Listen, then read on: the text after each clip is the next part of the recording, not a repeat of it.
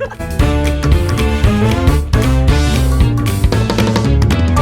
don't know whether this is mostly our usual listeners or new people that have found us, but we do a podcast together called Questioning Fashion. I'm Ali, this is Jo. Hello.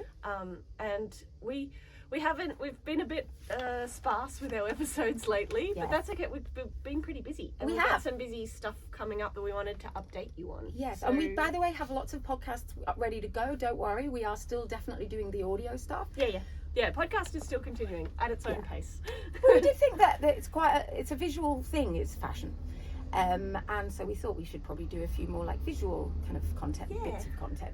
Yeah. So what do we have going on? You wanted to update us all. Yeah, the first one I think is that we are once again working with the Garage Sale Trail this year. I'm so excited for this.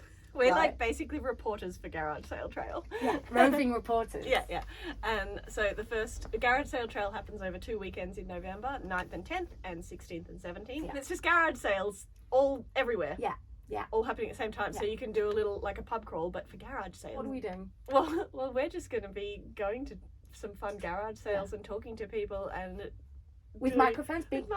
Yeah. Can it be a big orange one? Like all those TikTokers in New York that'll like tell us the story of how you first met. Yeah. Like, you know. Or if you're old like me, a bit like, and if you're British, a bit like Davina McCall. Mm-hmm. In fact, Babs, who I always pretend to know who that is. Yeah. Oh, okay. Yes. Now you've seen her in action. Babs who runs the Garage Sale Trail, is also British, and she used that on her as a reference on her brief for us, and I was really excited because I've always wanted to be Davina McCall. Yeah. She presented the Big Brother in Britain. It was, the first Big Brother, I think, in the world. She's the Gretel Colleen. She is, yeah. I'm actually hosting some garage sales at my shop, which I'll tell you more about later on my own socials, but that's happening. That's going to be exciting. I'm sad to miss it. And then later on in November, we've got a couple. I've got an event in Chatswood, and then the two of us have got an event in Lane Cove. Oh, so we do a lot of events for local councils. Yes. Educating the community on sustainable fashion, or sometimes, we're not educating because a lot of the time they already know. We're just celebrating sustainable fashion and having fun. And so this is a shop your own wardrobe session. Shop your own wardrobe is very much your concept that you love to talk about. So tell us what you mean.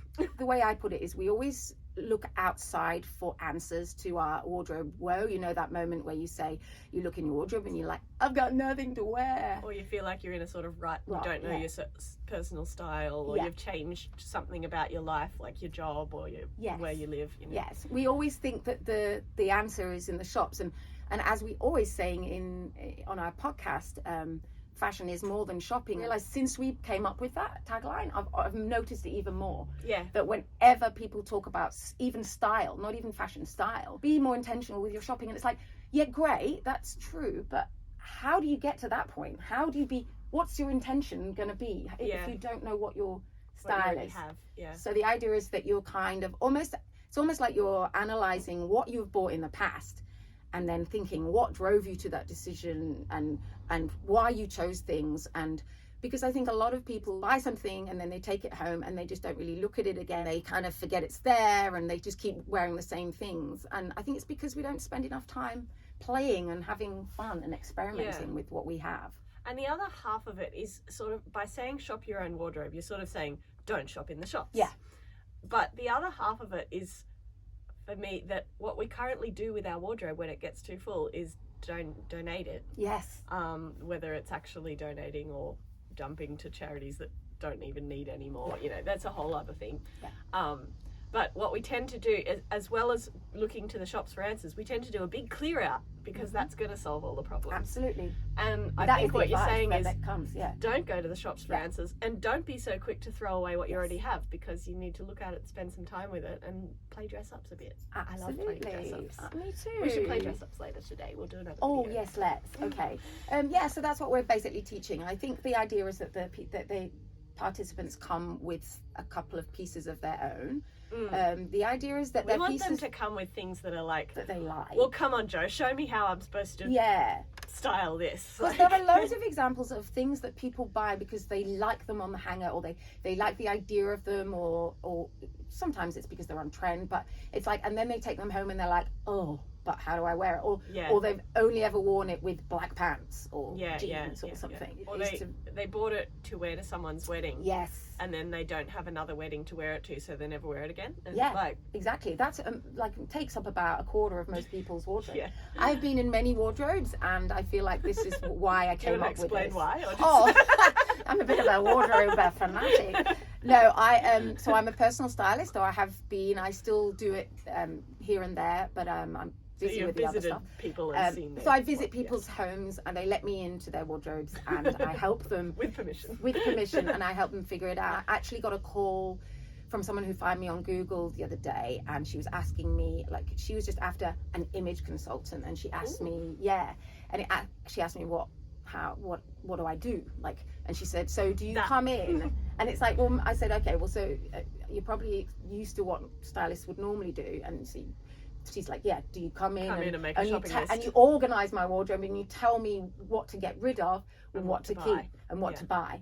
And I was like, actually, I can give you lots of stylist names who might be better for you if that's what you want to do. And I gave her a big long spiel, about me and my big long spiels about what I do. And at the end, she was like, no, that's exactly what I'm looking for. Oh, good. Yeah. Help people work with what they have. Work with what they have as much as possible. And only then. And I mean, my current client, she's on her third 2-hour shop your own wardrobe session. She's a remote, like, we've done it. I've only done one video call with her. Then I gave her a bunch of tasks, specific tasks for homework. And she has been a really well-behaved student and done all her homework tasks, and basically is about to do her third 2-hour session on her own. Yeah, great. So, and she sent me, we're sharing a photo album, and she sent me tons of photos of her, and she feels amazing in all these clothes that she already had. So by a session, I think you don't mean like she's hired you for 2 hours. No, sorry. So Jo always suggests you do a session with your wardrobe, and it's a little bit like a little party with yourself. You always suggest wine. Yeah, I do. This is right. Wine or tea if you prefer. Wine, music, and like free time and privacy, and a scented candle even. Free time. It's you need to really feel like no one's going to walk in and go, what are you doing? Yeah, definitely. And I would also suggest that if you're the type of person who is quite social and very kind of close with your friends, I would suggest maybe doing it as a pair if you find it doesn't work. Going to each other. Yeah, absolutely. Yeah. And I actually believe this is another idea I came up for you and me. I think we should start doing like private parties, like home visits, where someone has friends around, and instead of doing like a clothes swap, or it could become that, but it's not really. It's more a bring stuff and we'll just have a styling. Yeah. But if they are doing it at home on their own. You're just trying everything on. Combination. So I'm more interested in separates, but I also we both talk about giving your clothes different roles to what they normally have. Like I said before about that people sort of buy something to wear to a wedding, and then because they don't go to any more weddings, they never wear it again. We have this idea in our head that some clothes are for certain things, and like sometimes you go, oh, but that's my activewear. It goes in the activewear drawer. And it never becomes part of an everyday outfit. When sometimes what an outfit would benefit from would be maybe like a little crop top under a shirt, or like that fancy thing that you once bought for a wedding, but because you're probably not going to wear it again to another wedding, just think of it now as part of your everyday wardrobe. Because you probably spent more on it than you did on your, We sort of already do it to an extent where sometimes when t-shirts or pants get a bit old, we then downgrade them to like pajamas or gardening clothes. Definitely. But we can downgrade fancier clothes without actually skipping straight to, oh, these are just dirty gardening clothes. You can downgrade what used to be your very corporate work wardrobe to weekend clothes. Like your business shirts can become beach cover-ups, you don't have to think, oh, I'm never wearing those shirts again because I don't work in an office anymore.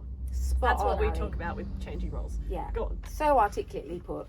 And the other thing is that I'm totally obsessed with is that the idea of colour and colour combos, and I really worry about people that we are so, and this goes for everything, not just colour with fashion, that we're so worried about getting things wrong and not being on trend or not being chic, or the clashing new trend of knowing what your colours are. Oh yeah, knowing your colours. And then you're wearing a colour that doesn't work for you. Yeah. and you've been told that it makes you look. No one can tell. No one cares. So it's that. I feel like that really paralyzes us, and the only way we can really successfully shop our wardrobe is if we let go and allow our creativity to come through. And we are all creative before anyone says that you're not creative. We are all everyone's creative. Got it. Yeah. You literally all have a left side of your brain. You're not, you know. Just like I can sometimes count and sometimes access my right side. I've discovered through working with Jo for a couple of years, she actually secretly loves maths. She wants to give off the impression that she's cool and creative and not a nerd. But sometimes little number things will excite her. And it comes out and I go, oh, you're a maths nerd. I caught you. Maybe Paul's rubbed off on me too much. Paul's my financial husband. Yeah, so... Sorry, that makes it sound like you have different types of husbands. Oh, no, Paul's my financial husband. I also have a sporty husband. My fun one is... He's the same one, but you know, he wears different hats. Yeah. Yeah, so colour. And, yes. And you know what I say?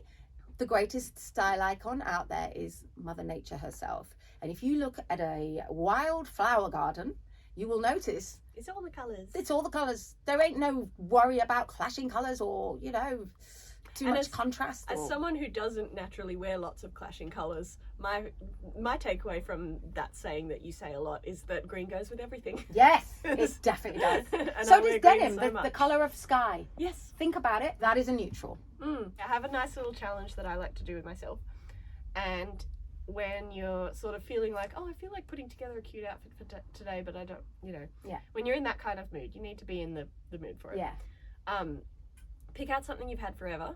Yeah. And imagine that it is brand new. You've just bought it. Yeah, nice. Because you know when you just bought something, and that's the first day you wear it is the day you put the most effort into styling it. So that you think, okay, what's this going to go with? What's going to set it off in the best way so that when I wear it, everyone's going to go, oh my God, it's a new top. Totally. But the problem with that, like, that's a fun feeling that we have. But then we never revisit that feeling with that piece. And the thing is, say if you've had that top for 10 years, then 10 years ago you would have bought it and styled it basically in the style, whatever was around at the time, whatever your, like, things have changed. Yeah, you know, so true. Your style might have changed, your taste has changed, your fashion in, like, trends in general have changed. And so what you would have first styled it with 10 years ago is probably kind of, you're probably still stuck in that, like, oh, this goes with white, or this goes, you know, and if you pull it out, it's like, okay, pretend I just bought this today. Yeah.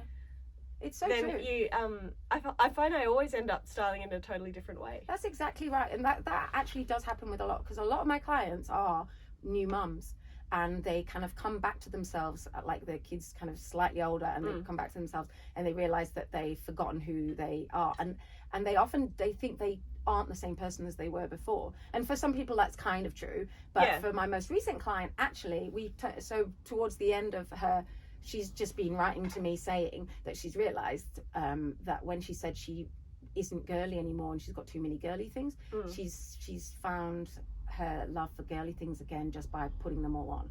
She's realized she's just as girly as she ever was, but she realized that it was the society telling her in her head, you know, she was projecting that idea that she's not allowed to be girly anymore because she's a responsible mother. So she's been trying on her old dresses in that exact same way, and she's all excited like they're new again. And I just think in general, having little challenges, come up with little challenges. Yeah, that's a way to make it fun, and also no one needs to know about the challenge. Like, you can, if you just feel like wearing something fun that day, you can set yourself the challenge and be like, okay, what would I wear if I lived in New York and I was going on a date to have a picnic, or I don't know, to Coney Island, you know, and you dress totally in theme, but no one needs to know that's what you're doing. Yes, so true. No one needs to know what your inspiration and was. That's why we're going to do a style challenge in a little while. Okay. Make sure you subscribe, I guess, there. Maybe here. Maybe here.